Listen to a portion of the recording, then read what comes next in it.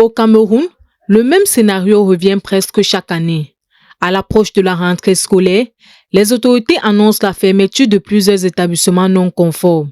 Cette année encore, 803 écoles privées de base sont concernées. L'annonce a été faite le 17 août 2026 par le ministre de l'Éducation de base, Laurent-Serge Etondingoa, lors de l'ouverture de la 21e section de la Commission nationale de l'enseignement privé de base. Parmi ces établissements, 191 se trouvent dans la région du centre. Selon le MINDUP, ils ne respectent pas les conditions nécessaires pour fonctionner légalement.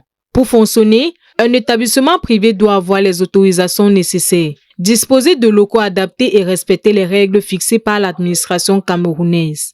Seulement, le moment choisi pour les fermer interroge. À quelques semaines de la rentrée, certains parents affirment avoir déjà inscrit leurs enfants et payé les frais de scolarité. Que devraient-ils faire à ce moment? Pour rappel, ce n'est pas la première fois que le gouvernement procède à la fermeture des établissements scolaires.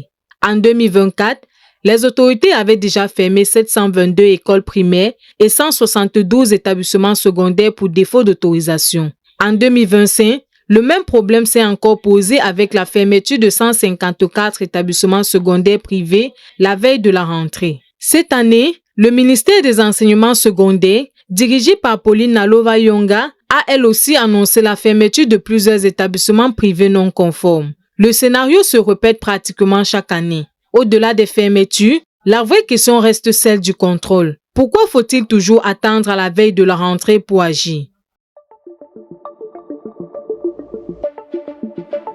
Le Messager télévision, à l'écoute du peuple.